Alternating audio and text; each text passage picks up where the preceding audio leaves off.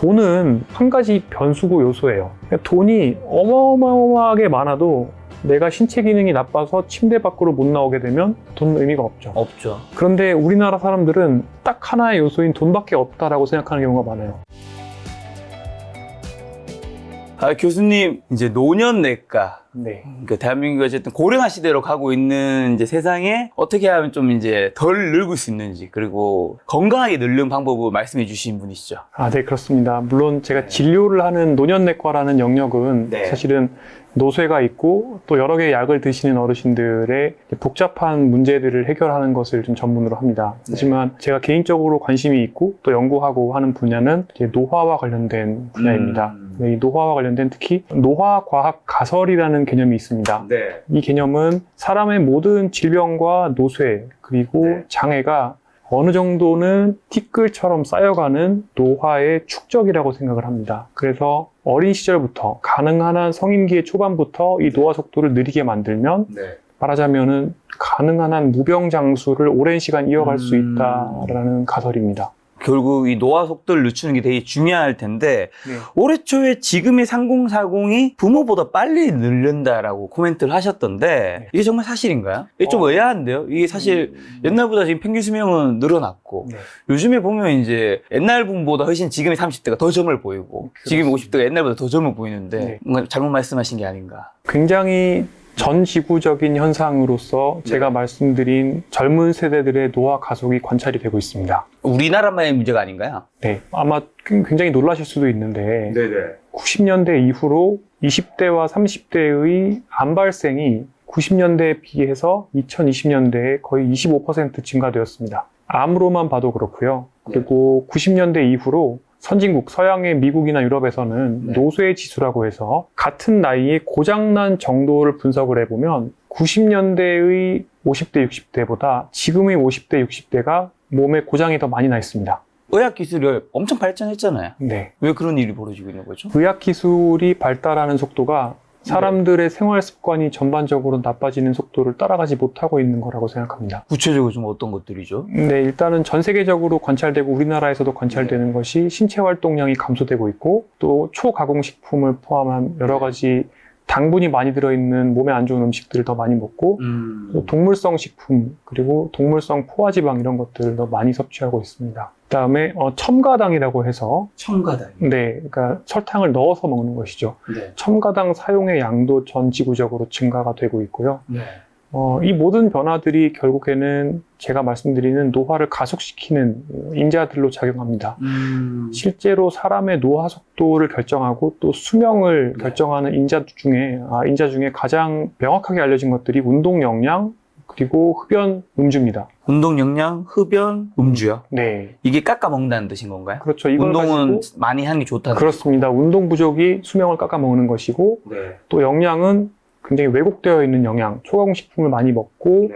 건강하지 않은 영양을 섭취하면은 수명이 줄게 되고요. 그다음에 이제 흡연과 음주도 마찬가지로 수명을 깎아먹을 수가 있습니다. 네. 그런데 이런 것들 중에서 이제 가장 큰 두 개의 축인 운동과 영양이 다 나빠지고 있는 것이고 실제 서구의 전문가들도 지난 30년 동안 젊은 사람들에서 암 발생이 눈에 띄게 증가되는 것의 뒤에는 초가공식품의 섭취 증가가 굉장히 중요한 역할을 하고 있을 것이라고 설명을 하고 있습니다. 지금 가속노화 지금 말씀하시는 게 지금 단어로 정리하면 가속노화가 맞나요? 가속노화라는 개념은 이제 생물학 연구에서 쥐나 다른 실험동물의 수명을 빨리 단축시켜서 그러니까 노화 속도를 빠르게 만들어서 어떤 노화와 관련된 실험을 하기 위해서 사용되는 모델에서 출발한 단어입니다. 그런데 최근에는 사람에서도 피를 뽑아서 사람의 노화 정도 그러니까 노화 나이를 분석할 수 있는 기법이 나와 있는데 이 기법을 이용하면 어떤 사람의 노화 정도가 자기의 숫자 나이보다 가속되어 있는지 감속되어 있는지를 알 수가 있게 됩니다. 이때는 노화 가속, 노화 감속이라는 단어를 사용하는데 이런 것들을 이제 다 합쳐서 저는 일단 가속노화라는 개념으로 설명을 하고 있습니다. 그 가속노화의 이제 주요한 원인이 흡연, 네. 뭐 음주, 네. 또 어떤 것들이 있다고 말씀해 주시죠? 네, 이제 왜곡된 식사와 네. 그리고 운동 부족 운동 이런 부족. 것들이 일단 가장 큰 네. 그런 매크로한 요인들이라고 할 수가 있고 네.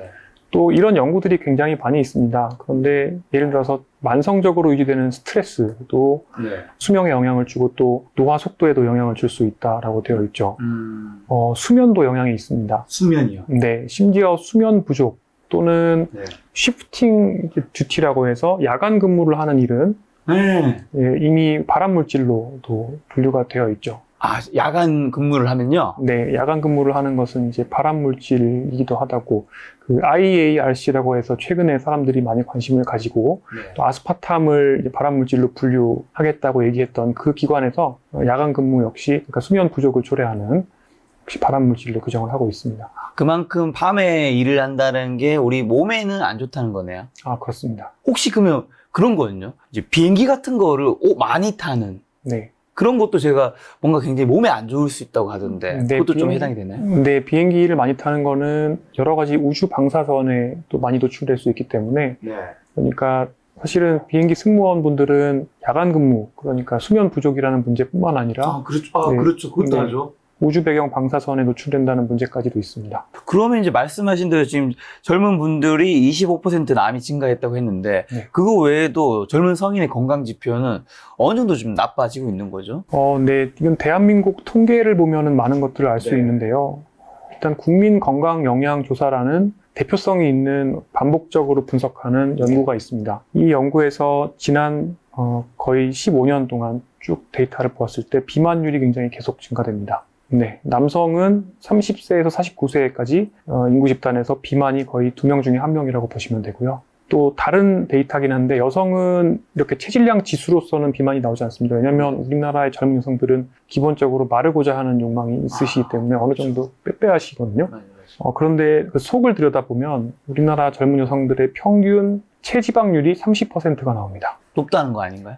30%가 넘으면 BMI, 그러니까 체질량 지수가 낮다. 그러니까 빼빼하더라도, 즉 겉보기에 빼빼하더라도 체지방 지수가 30%면 비만하다고 할 수 있습니다. 이것을 마른 비만이라고 합니다. 그런데 이런 분들이 거의 절반이라는 거죠. 또 많은 만성질환 중에서 고지혈증의 유병률이 굉장히 빠르게 증가되고 있습니다. 결국에 대사증후군이 나빠지고 있는 거죠. 고지혈증 혹시 모르신 분들 계실 것 같은데. 네. 고지혈증은 이상지질혈증이라고도 하는데 몸에 결국에는 여러 가지 콜레스테롤이 과다하게 혈중에 많다는 것을 의미를 하고요. 저 콜레스테롤 좀 많다고 저번에 하던데. 네. 그러니까 뭐 LDL 콜레스테롤, 그러니까 저밀도 콜레스테롤이 많아지는 것을 기준으로 잡기도 하고요. 또 이제 대사질환에서는 총 콜레스테롤이 많아지는 것을 기준으로 잡기도 하는데, 물론 지금 이 국민건강영양조사에서는 총 콜레스테롤을 기준으로 잡긴 했는데요. 어쨌든 이 고지혈증, 총 콜레스테롤이 굉장히 높은, 장기적으로 이런 현상이 지속되면 심혈관계 질환이 증가되거나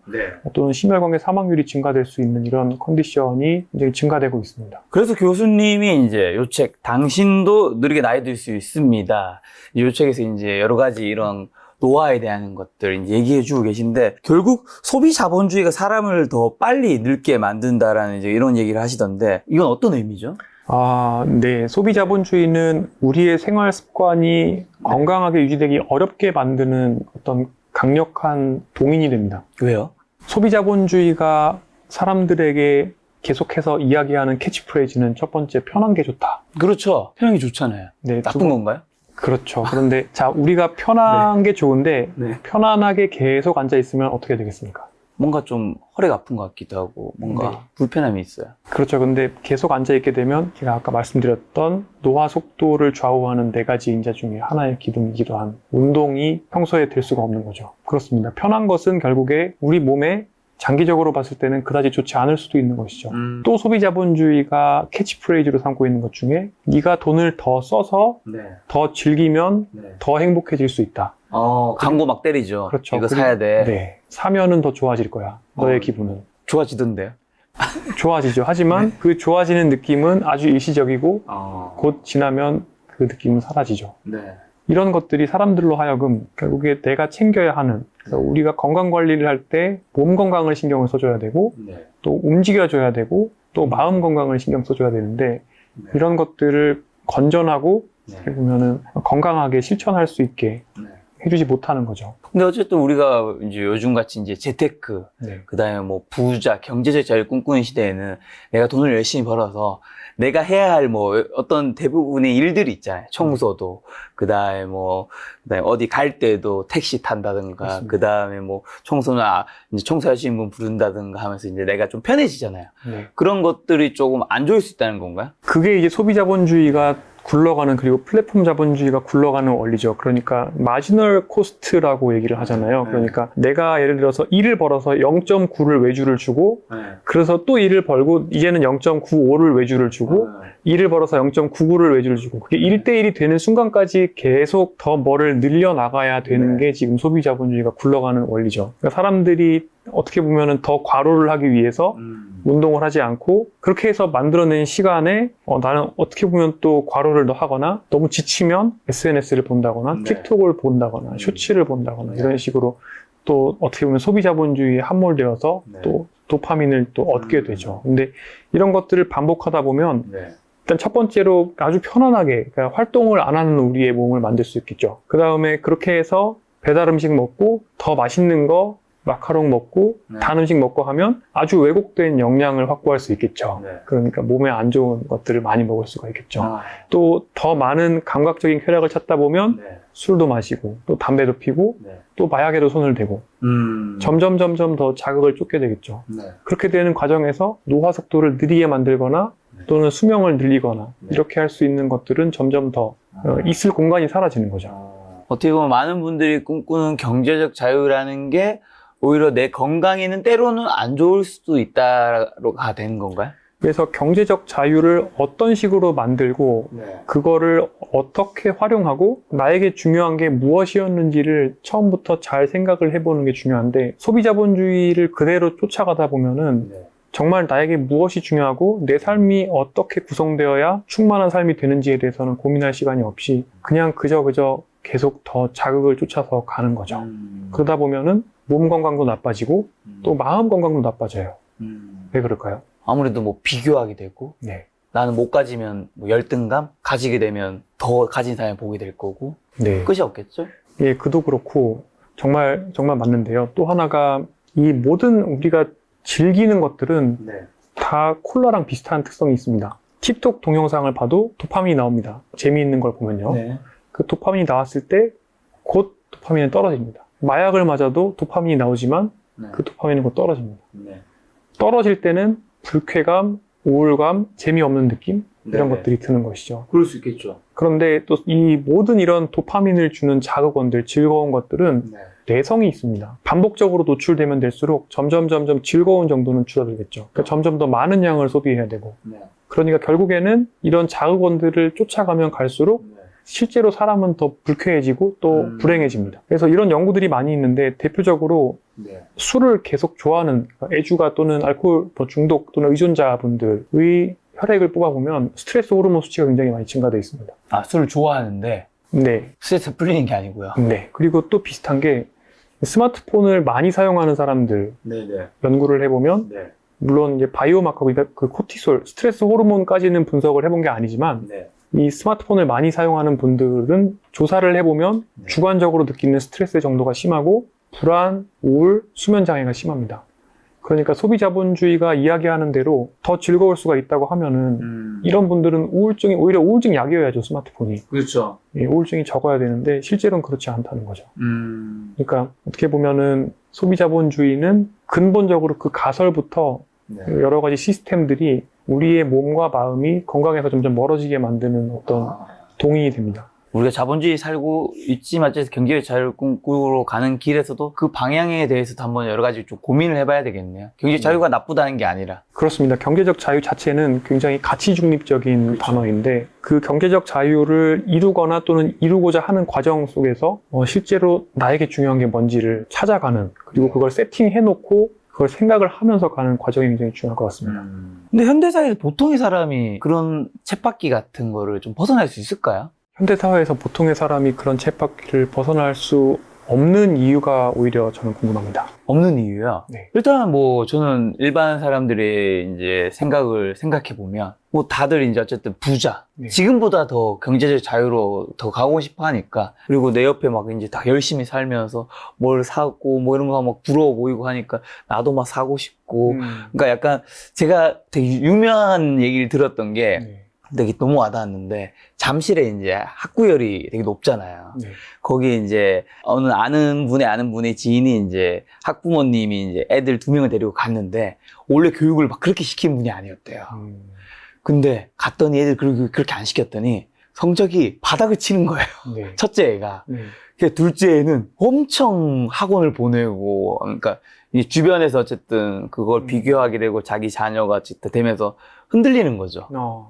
우리 살면서도 그런 것들이 다들 이렇게 어쨌든 우리나라는 어쨌든 네. 자본주의를 향해서 뭐 경주마처럼 가는 경우들이 되게 많이 있으니까. 정말 정확한 지적을 하셨습니다. 네. 저는 우리나라 사회에서의 일단 기본적인 사람들이 디폴트로 세팅해 놓은 게 돈이고, 학력도 어떻게 보면 돈을 벌기 위한 어떤 수단. 교환 가치처럼 그렇죠. 생각이 되고, 되게 우리나라 사람들이 그러니까 나에게 중요한 거가 네. 1차원적이라고 생각을 합니다. 맞아. 돈, 학력, 뭐 네. 직업. 그래서 대학을 가기 전까지는 공부를 더 잘해야겠다고 생각을 하는데, 그것도 결국엔 미래의 돈으로 어떻게 보면 환전되는 거죠. 환전되는 거고, 학교를 졸업한 이후에는 돈과 관련된 모든 걸로 또 환산을 해서 계속 순위를 매기고 맞아. 더 올라가려는 생각만 하는데요. 네. 근데 그 생각에서 벗어나야 한다고 생각합니다. 왜냐하면 예를 들어서 나를 구성하는 것들, 그러니까 내가 삶을 살기 위해서 구성하는 것들에는 여러 가지가 있습니다. 지금 노인의학적 관점에서 보면 이런 것들을 도메인, 영역이라고 하는데요. 자, 우선 몸이 건강해야 됩니다. 그 다음에 마음, 그러니까 인지 기능이 괜찮고 또 너무 우울하지 않아야 돼요. 또 불안도 없어야 되고 잠도 좀 잘 자야 되고요. 그 다음에 영양 상태도 어느 정도 괜찮아야 되고, 그리고 돈이 좀 있어야 됩니다. 사회 자원이라고 하는데 이걸 2개로 나누면 돈이 좀 있어야 되고, 그리고 사람과의 관계가 좀 있어야 됩니다. 어려우면은 나를 도와줄 사람이 있어야 되는데, 그 중에서 가장 강한 이제 본드, 가장 강한 연결로 이루어지는 거는 가족입니다.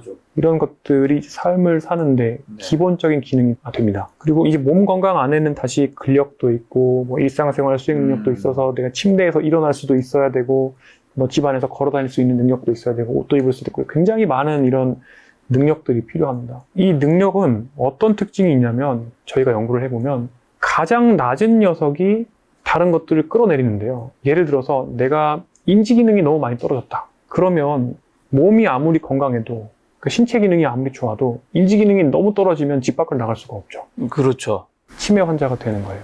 집 밖을 나갈 수가 없고 요양보호사가 봐줘야 되는 거예요. 아니면 요양원에 갑니다. 마찬가지로 우울증이 너무 심해도 결국에 침대에 누워지는 시기에 되는 거거든요. 맞아. 네. 또 반대로 머리 인지 기능은 정말 멀쩡해도 근육이 너무 빠져서 근감소증이 돼서 노쇠하게 되면 그때도 집 밖으로 나갈 수가 없죠. 그래서 이걸 어떤 또 현상이라고 하냐면 과락 현상이라고도 얘기를 합니다. 저는 제가 표현할 때 사용하는 단어인데, 시험 볼 때 100점 만점의 시험에서 과목이 10개인데 60점 미만을 받으면, 한 과목만 60점 미만을 받아도 그 시험은 통째로 탈락하는 그런 시험들이 있잖아요. 있죠.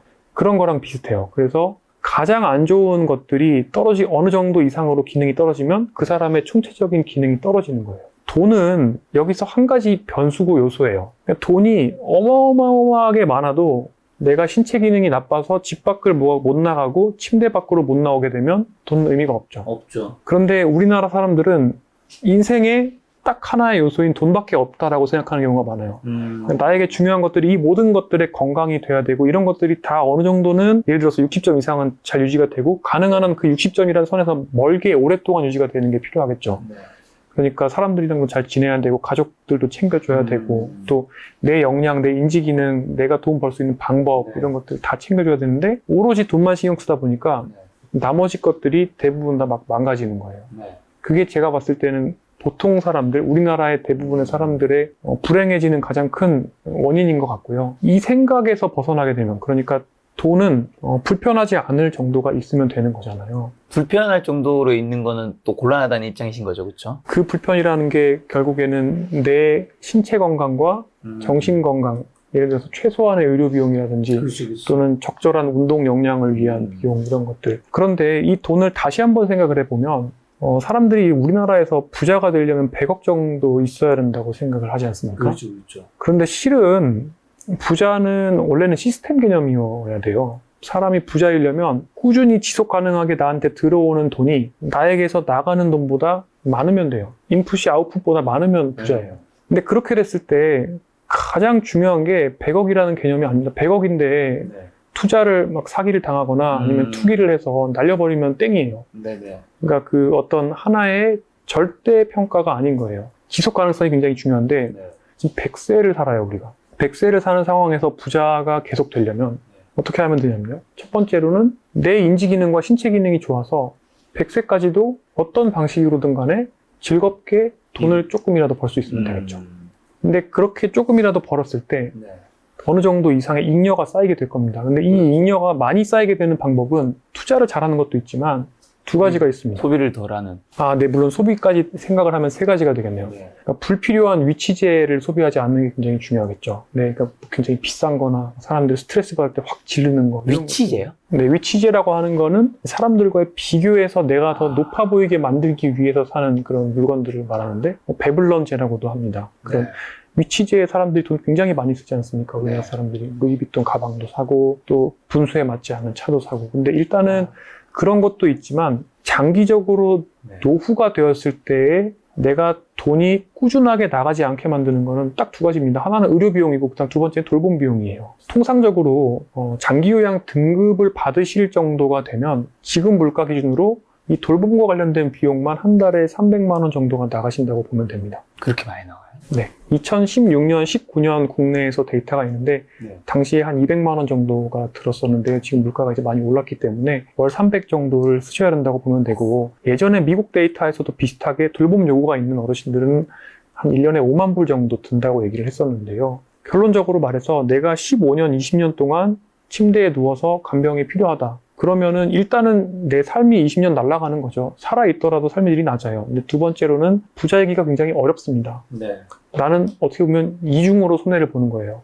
내가 일도 못하고, 그 다음에 돌봄 비용도 다 하고. 거기다가 그렇게 되면은 또 의료 비용도 많이 나갈 가능성이 크죠. 네. 그렇기 때문에 기본적으로 지금 젊은 분들, 특히 중년까지인 분들은 앞으로 인생이 50년 또는 80년까지 남으셨어요. 근데 지금까지 과거에 우리가 생각했던 지금 당장 돈을 옆에 있는 사람보다 더 빨리 모아야 돼.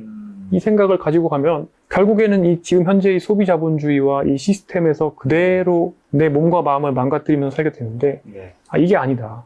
이게 아니고 앞으로는 지속 가능하게 먼 길을 가야 된다. 이런 생각을 가지고 가다 보면 굉장히 다른 것들이 보여요. 그러니까 나에게 중요한 것이 돈, 그리고 이 돈을 가지고 주변 사람들과 비교하는 것에서 나아가서 정말 여러 가지들이 보일 수가 있는 거죠. 나의 건강과 실제로 내가 좋아했던 것과 내가 즐길 수 있는 것들, 이런 것들이 보이는 거죠. 서울 아산병원 노년내과 교수님을 모시고 돈에 대한 뭔가 철학을 듣고 있는 것 같은 느낌 들지만, 여러분, 건강진 콘텐츠입니다. 노년에 이제 중요한 걸로 건강과 수면이랑 영양, 뭐 돈, 인간관계 이런 거 말씀해 주셨는데, 근데 사람들이 돈을 여기서 중요시 여기는 것 중 하나가, 이제 사람들 입장에서 제가 생각을 해보면, 첫 번째는 돈은 이 나머지 4개를 하는데 다 들어가니까. 다 들어가죠. 네. 왜냐면 어쨌든 내가 인간관계도 즐기려면 뭐를 마시든 뭐를 먹든 뭐를 하려면 돈이 들어가니까. 그 다음에 두 번째는 나머지는 사실 수치하기 되게 어렵잖아요. 네. 근데 돈은 30억, 100억. 제 100억 있대, 건물 있대. 딱 드러나니까 네. 그런 게 좀 있지 않나. 그런 것들이 이상하게 우리나라에서 유독 심하게 사람들한테 이제 내비쳐지고, 또 그런 것들을 언론이 또 사람들한테 어떻게 보면 뽐뿌질을 하는 것 같습니다. 그리고 근데 거기서 조금만 더 어떻게 보면 메타인지랑 비슷한 겁니다. 그러니까 그 돈 보다가 이렇게 줌아웃을 해서 생각을 하게 되면 정말 보이는 게 너무 많아지는 거죠. 사람들이 이게 보통 그 돌아가실 때 후회를 많이 하는 것들 중에 하나가, 내가 너무 이제 돈만 바라보고 살았다. 또 이 돈을 이루기 위해서, 성취를 하기 위해서 너무 살아왔다. 실은 제 예전에 정말 기억나는 환자분 중에서 정말 이제 꺼이꺼이 우시는 거예요. 부인분이. 돌아가시는 분의 부인께서. 네. 근데 이런 경우가 많은데 정말 평생 계속 일만 하고 돈만 벌고 그렇게 해서 집도 사고 뭐도 하고 다 이뤘는데 이제 가면 어떡해 이러고서는 굉장히 우시는데, 사람들이 그런 경우가 굉장히 많아요. 근데 돈만 보고 살다 보면은 정말 그 사이에 어떻게 보면 즐길 수 있는 것들, 그리고 사람들, 가족, 내가 하고 싶었던 것들, 이런 것들을 많이 놓칠 수가 있는 거죠. 저는 여기서 이제 교수님 말씀하신 이제 과락이 있으면 안 된다라는 게 참 네. 와닿네요. 아, 네, 이게 사실 맞습니다. 이 중에서 뭐 하나라도 떨어지면 나머지를 다 잡아먹는다라는 거잖아요. 그렇습니다. 실제로 생각해 보시면은 예를 들어서 돌봄 요구, 그러니까 인지 기능만 떨어져도 그 돈을 잡아먹죠. 인지 기능. 그렇죠. 네. 신체 기능이 떨어져도 돈을 잡아먹고, 잡아먹죠.